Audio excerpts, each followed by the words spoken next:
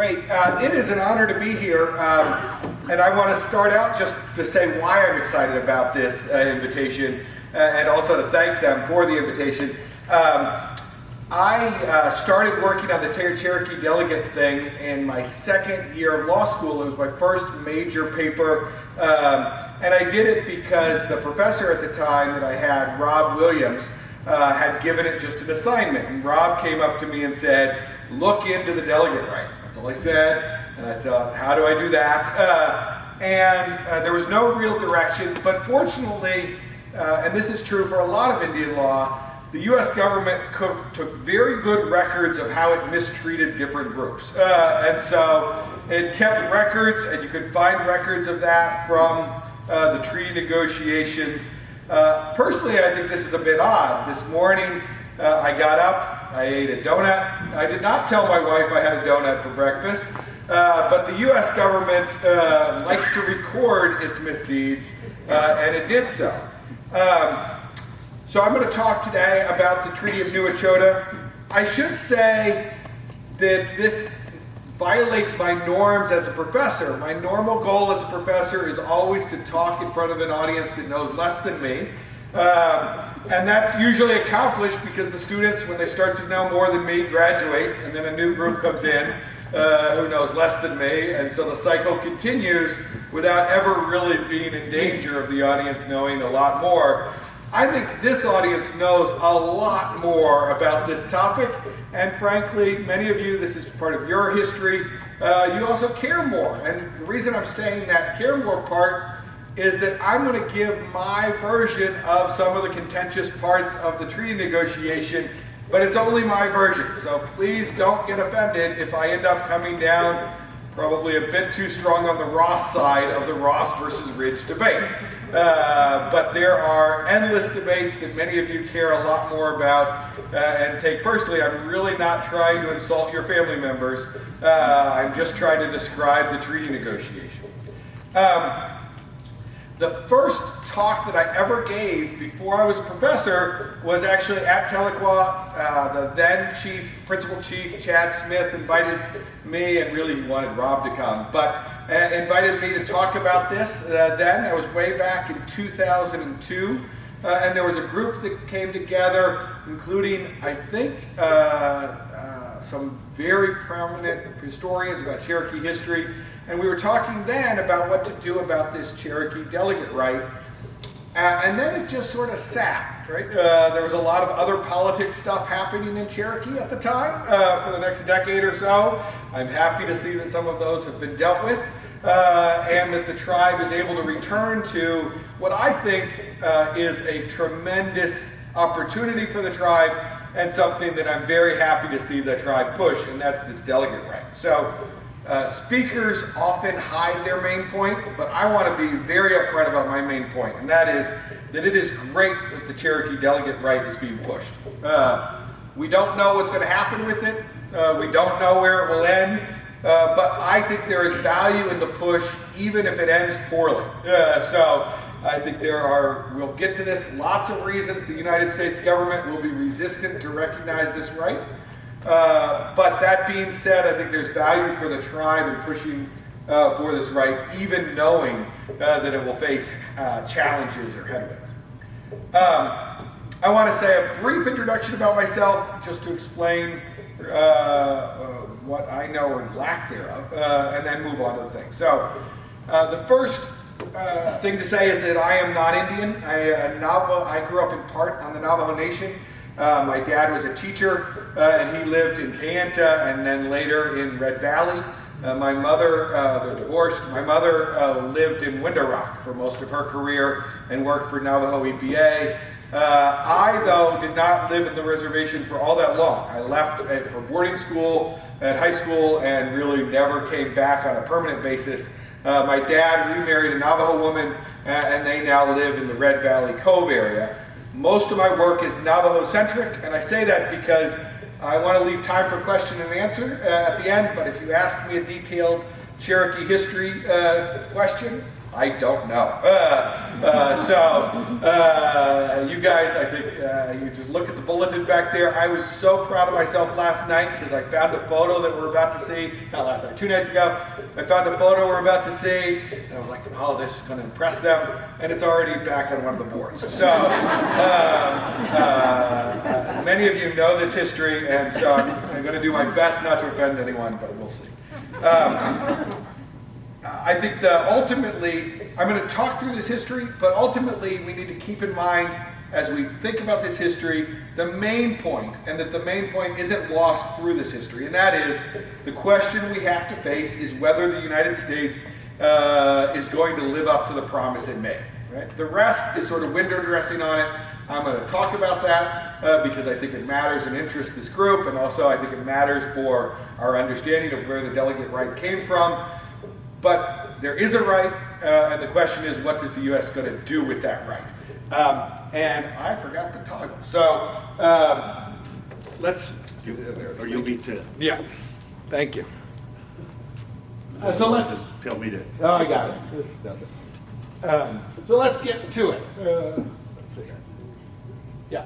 So this is the delegate right and the treaty. As you can see from this section, it's hard to read, and it was actually on 2 different pages, but you can find all of this there. And what are we talking about in particular? Here you can see the actual language. This is the Treaty of New Echota, Article 7. And Article 7 says that the Cherokee Nation shall be entitled to a delegate in the House of Representatives of the United States. So that's the delegate right that we're concerned about. What am I going to talk about today? I'm going to talk about the treaty promise and the domestic implications of the promise and the challenges. I put up this podcast. How many of you have listened to this podcast? So when I listened to this podcast, I think the main thing from a Cherokee side was that speaker really was on the Ridge side. So, and that's fine. My speech, my talk doesn't end up, my paper didn't end up on that side. But that being said, we have to understand the controversies involving the negotiation and the history of that negotiation in order to understand what the promise is about. And then once we understand what the promise was about at the time, we have to think about what it means today. And so what it means today is in part a reflection of what the Cherokee Nation has decided, which is to push for a non-voting delegate, and also to put forward a person on their own initiative. But we won't really know what it means today until Congress reacts to that, until Cherokee Nation forces a reaction and or Congress starts caring more about that than the things that it's distracted with right now. So these are the photos I was proud of. So this is Ross and Rich. You guys have all seen these photos, I'm sure. The main point from this, of course, is what you know well, which is there was this power dispute and a minority of the tribes signed on to the Treaty of New Echota. I was trying to think, and here we have the actual signing, and you can see at the bottom, you have Ridge's signature, and you have Schermerhorn. Somebody can pronounce that better than me? Skimmerhorn. Skimmerhorn. So you have Skimmerhorn and Ridge signing off on this. What you're missing is the very pretty signature of Ross, right? So Ross had an elaborate signature, and he was not involved in this. The reason this comes out or matters is, I guess, a question right now, right? So I'm going to go through the history, but maybe all of that doesn't matter, right? So the United States government treated this as a valid treaty. They got the state of Georgia for that treaty, as well as other lands. And so perhaps it doesn't matter that there was this leadership dispute on the Cherokee side. Here's the actual language. You can read it better. The trick on this part, I think, is clear to everyone. This Congress shall make provision for the same, right? That's a challenging part. Which I'm going to show you why I think that that's not as challenging as opponents will have it, but it's nevertheless something worth acknowledging. Now the U.S. government's position and others, their position was that the Treaty of New Echota was a liberal treaty, right? It gave It says here we can anticipate its cordial and speedy adoption, so liberal as to give entire satisfaction to every Cherokee. So there was the position among non-Indians that this was a liberal, sort of advantageous treaty for the Cherokees. The Cherokees resisted that, both through the Cherokee Phoenix. The great language of the Phoenix was, let's first have the United States live up to their existing treaties, then we'll consider a new treaty. And also, even the U.S. agent, Mason, came in and multiple times highlighted that the Cherokees did not support this treaty. So there was language that the U.S. government was pushing that it was a supported treaty, but there was also even agents of the tribe dealing with the tribe saying it was not a supported treaty. Part of the challenge was who should speak for a treaty or who should negotiate the treaty. The one answer, of course, is the Cherokee people should negotiate that treaty. Another answer is the existing government. And the third is the subset that were amenable to removal. In the end, the treaty was negotiated with the subset amenable to removal. It's worth making the obvious point that this is not how we typically deal with nations, right? So right now, I was in my hotel room. If the government of, what country could I like something from? Egypt decided we want to negotiate a treaty with the United States. Ezra, will you negotiate on behalf of the United States? I am not empowered to do so because I am not the elected leadership. And so the U.S. government's position that it could negotiate with a random subset or even a subset with some authority doesn't make sense if we actually were treating the Cherokees as a nation and having a government-to-government relationship as we now describe. The one part that maybe does have a more valid argument is the idea that it should be with the Cherokee people. And they gave a number of reasons why the negotiation was going to be with the Cherokee people. One is just the democratic ideal, that the people are going to be the ones removed, so the people should be the ones that make decisions.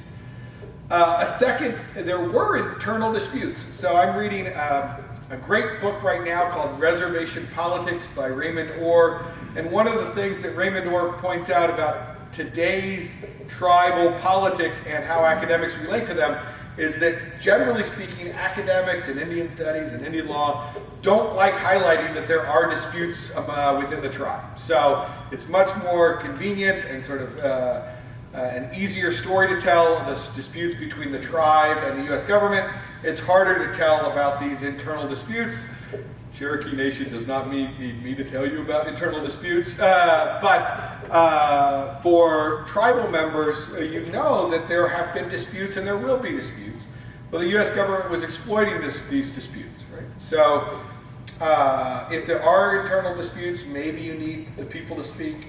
But in reality, the real reason was that there was a fear of John Ross, his role and authority, and a fear of the government's power over the people. So, here's just some language used at the time.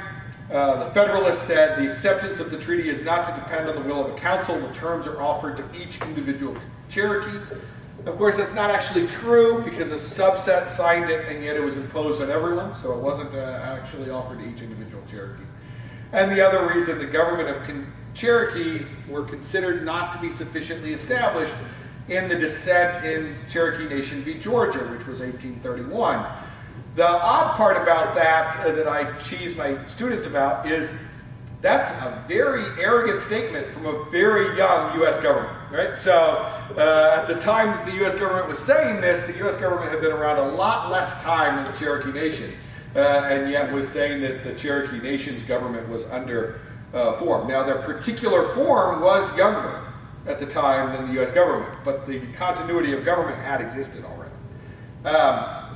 Here's the unofficial reasons and probably more real. Remove John Ross from power, which is, and say it again, what's the Skimmerhorn. Skimmerhorn. This is Skimmerhorn's point. I also found it impossible to obtain a fair expression of the sentiments of the people while overawed by their leaders. Right? That's an odd statement. Maybe their fair impression and fair expression is that overawe by their leaders or the commitment to their leaders' view. And then Mason, there's division among the Cherokee, which he acknowledged, but then he said, the influence of this chief is unbounded and unquestioned. The whole nation of persons is with him. So the unofficial reasons are largely to get around John Ross. And again, another graphic that I was proud of, but all of you have seen before. So this one, the actual numbers fell far short of the Democratic ideal, somewhere between 200 and 700 people.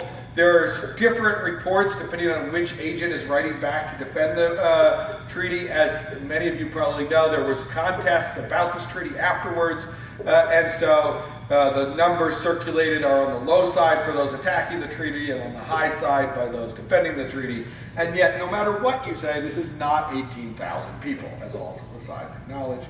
The Cherokee chiefs were subject to different accusations, and these are the same accusations that I would say people in Oklahoma often face, right? So one is that they're not truly native, in this case not truly Cherokee. Oh, it didn't look right. Sorry about that. That did not load right.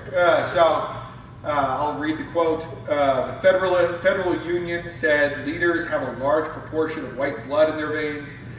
And then John Ridge wrote to say, a few men at the head of whom is John Ross, who is nearly a white man in color and feelings. So they were attacked for being phenotypically white and also having a low blood quantum. And they were also attacked for greed. Now the greed, I bet somebody here definitely knows this better than me, whether or not this is true, but they were, the argument was that the chiefs, in particular Ross, had enriched himself through prior negotiations. Now the Cherokees, as a people, failed to see the benefits of removal. This is from the other side. They failed to see it from the white perspective. And why did they fail to see it? Partly it's, of course, the amount of land being lost. Here's one of the maps that was done as a survey of the time, and they didn't want to leave. Right? So one of the challenges that you run up again and again is what to do with tribes who, every stereotype as well as a lot of truth, have a deep connection to the land that have been forced to move, right? So what do you make of that change in the connection to the land? But I think it's safe to say that there was and is a strong connection to the land among Cherokees, and failing to see it is also just a way of saying they were attached to their land. Now, how do we deal with everything I've said so far? I bet most of you already know, right? Because this is where we're at. But what do you do with this delegate right in light of these disputes? So my answer to that is that all of those disputes, which consume a lot of academic writing, are relatively meaningless when it comes to the Cherokee right to a congressional delegate. Why? Because the United States government accepted it as a valid treaty. Period. So once you accept it as a valid treaty, you can't then come back on your word and say, no, I didn't want that deal, right? To make a bad analogy, I have two children, one is Mateo and one is Mario. They fight most every day. One is 9 and one is 3. And the main fight that I have zero sympathy for is when we have two desserts and the older one picks first and then wishes he picked the dessert the younger one got, right? He made a choice, he's stuck with that choice, right? The United States government decided to accept a treaty it should not have accepted. Even at the time, there were memorials to Congress from all over the country and churches all over the country saying this should be invalid, and yet it was treated as a valid treaty. And because it was treated as a valid treaty, the U.S. government got something very valuable, Georgia, and they should not be able to back down from what they were supposed to give away. So let's talk about what they were supposed to give away. Also, and I think this, again, maybe background, there is a long-standing legal principle of interpreting treaties in the light most favorable to Indians in Indian law. That canons of construction, though, I don't know is even that relevant, except perhaps for the when Congress shall make provision for the same. Right? We usually involve the canons of construction when it's unclear what's happening, but in this case, it's very clear that there was supposed to be a delegate right.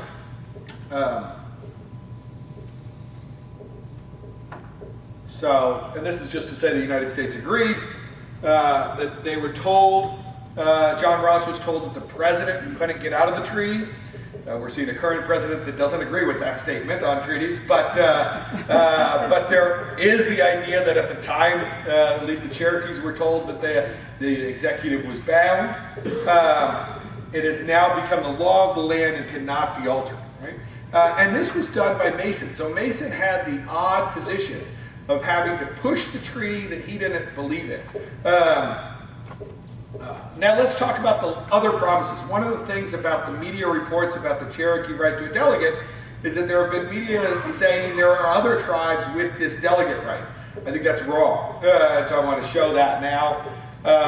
One is the treaty with the Delawares, and the language is in bold there. Shall form a state whereof the Delaware nation shall be the head and have representation in Congress. Well, that's not what the Cherokees have, right? It's not dependent on the Cherokee Nation forming the state of Oklahoma or forming a state in the future. It is instead an active right. So the Delaware Promise says this. It also has the much bigger sort of clause at the end, provided nothing in this article to be considered as conclusive until it meets with the approbation of Congress, right? That's like me telling my 9-year-old, sure, we'll go to Disney. We just need your mom to agree, right? I haven't said anything to him. I have said we will decide this in the future to placate him, but there's no promise there, right? That's how I read the treaty with the Delawares. The Delawares wanted representation. They threw in language saying, sort of, we acknowledge you want representation, but it's no real promise on the part of the treaty negotiators. Another one that this group will know well is the Treaty of Hopewell. So the Treaty of Hopewell gets a lot closer to the Treaty of New Echota. The Cherokee, shall have the right to send a deputy of their choice whenever they think fit to Congress. Right? And I read that as the same, essentially, as what's in the Treaty of New Echota.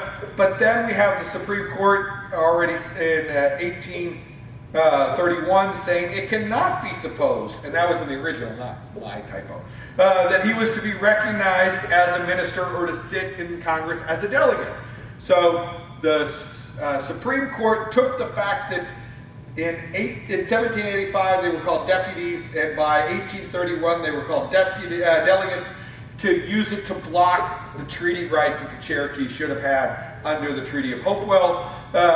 What's great about this as far as giving more authority to the Treaty of New Echota is it shows that the language matters, right? If you're a tribal member or on the side negotiating this agreement with the United States and they come at you with a new treaty, you're going to want it to say delegate, and that's what they got, right? So even though this was treated by the Supreme Court as not the same as a delegate right, the fact that it exists and had a response by the Supreme Court and then a response in the treaty actually, I think, adds to the claim by the Cherokee Nation that they have this delegate right.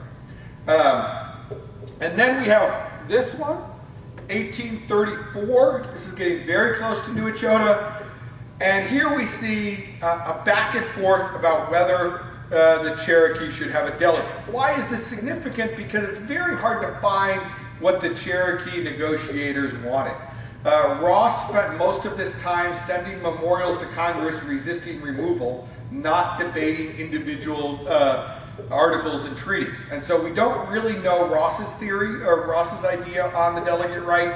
And we also, at least I was unable to find, some of you may have found, aren't sure on the Ridge side. So it's hard to know from the Cherokee side what their goals were, but on these two articles we see it, right? So in the first article, it says the Cherokees want a delegate, but we can't do that, right? And then the third article, the Cherokees want an agent, and that we can give.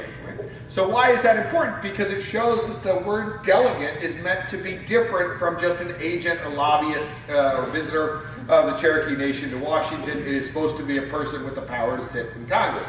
And I think just to foreshadow where we're going with this, that's going to be one of the things the Cherokee Nation faces, is the argument that the delegate really just means lobbyist, and that the lobbyist should be able to meet with Congress.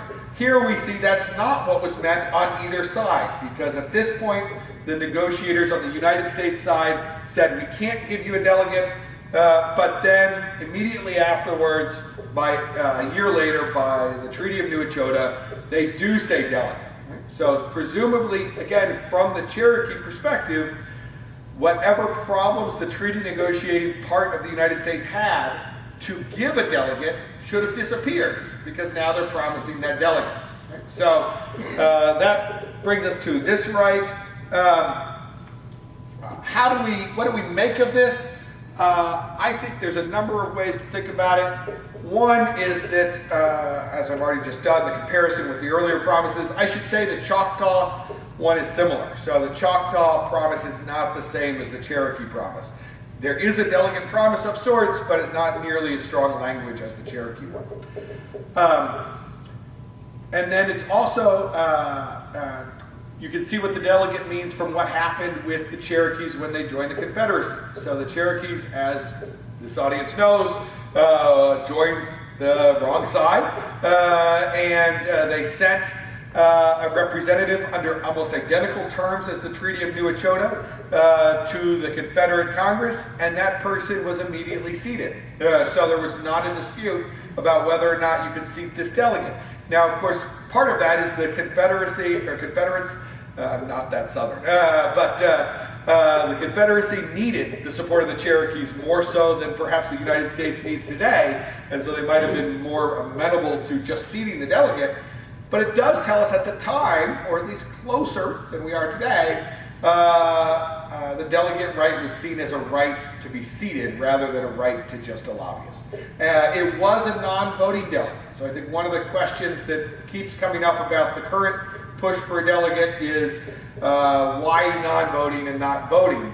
I think partly that can be explained as a political strategic matter. It certainly doesn't say that on the language of the treaty.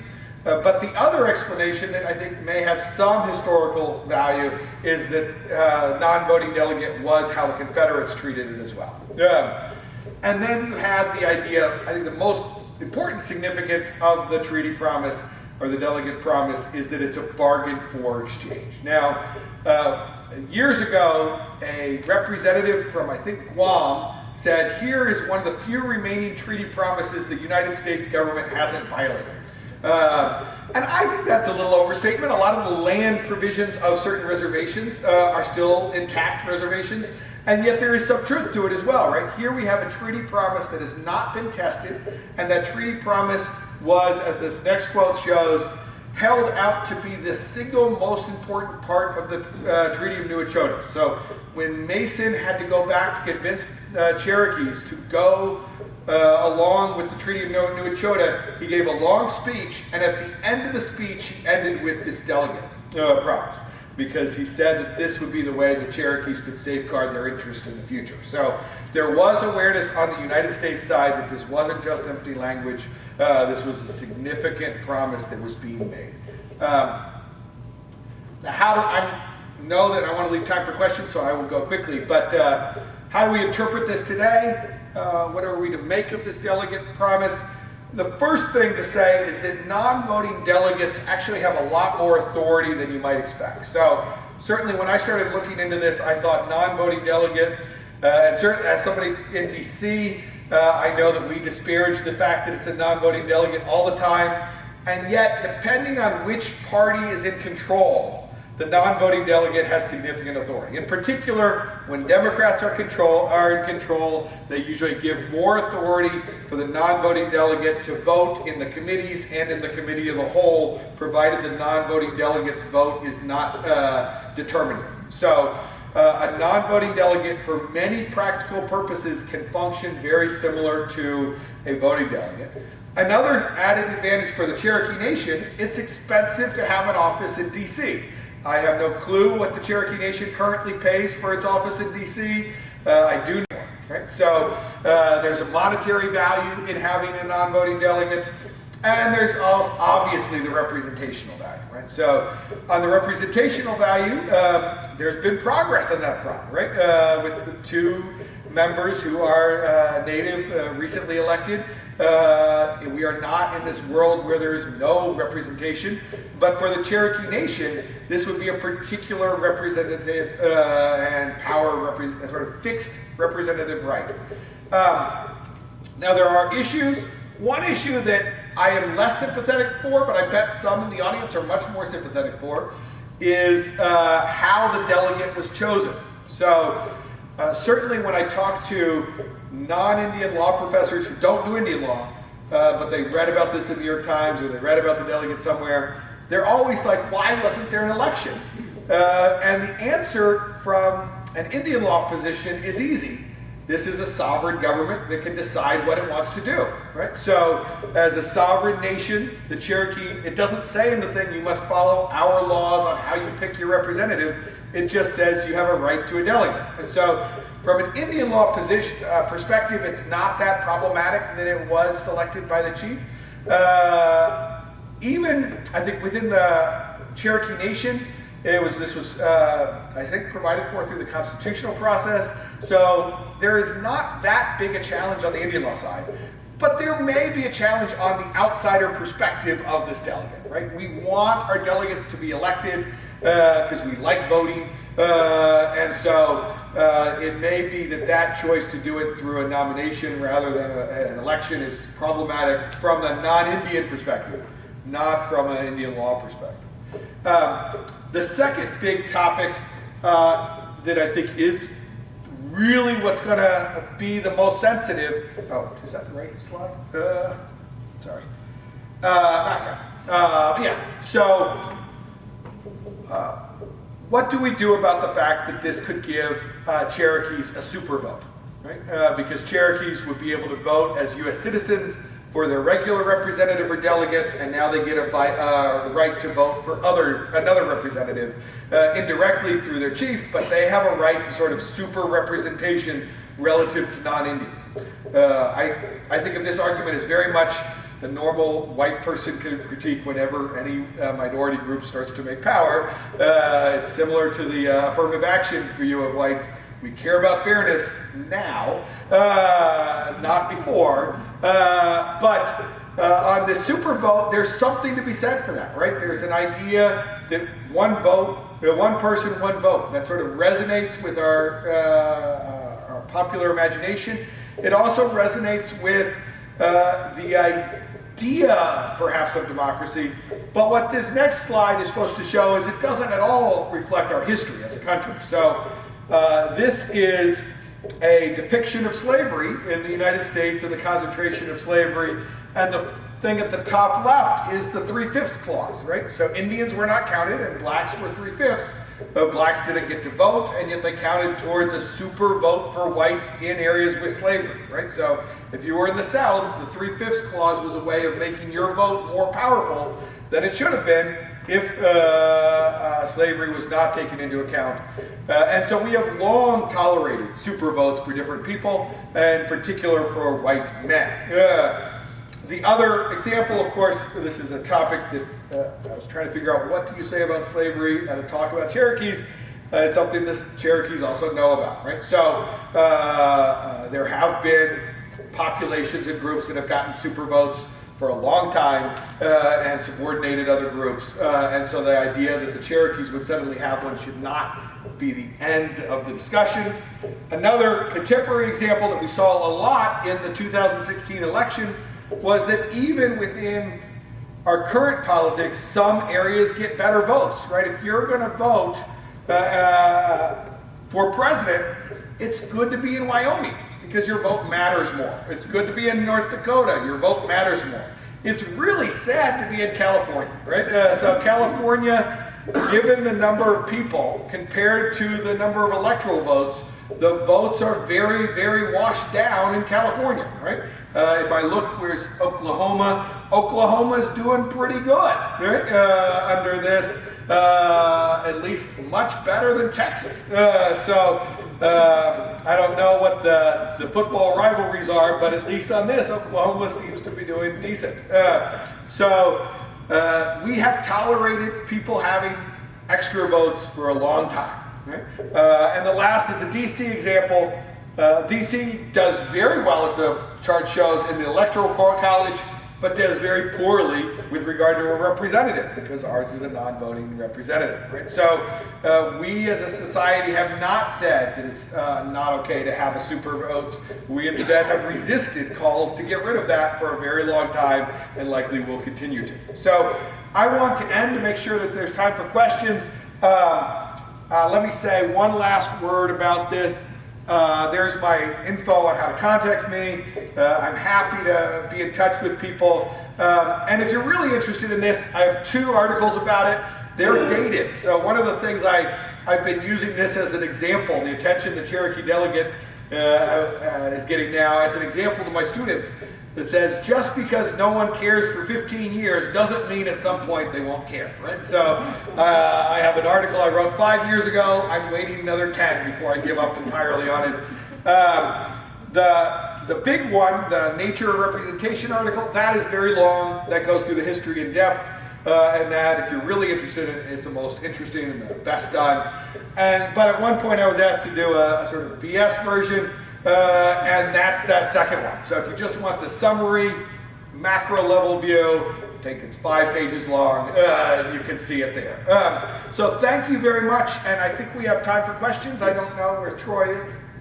Doing something. But I think we have time for questions. When it says in there that that Cherokees get a delegate to the House whenever Congress shall make a provision, do you think that means both the Senate and the House must agree, or just the House agree on its own? Yeah, I don't think we know. I mean, so my answer, and I think this is sort of the back and forth the Cherokee Nation has been having, is how do you do this?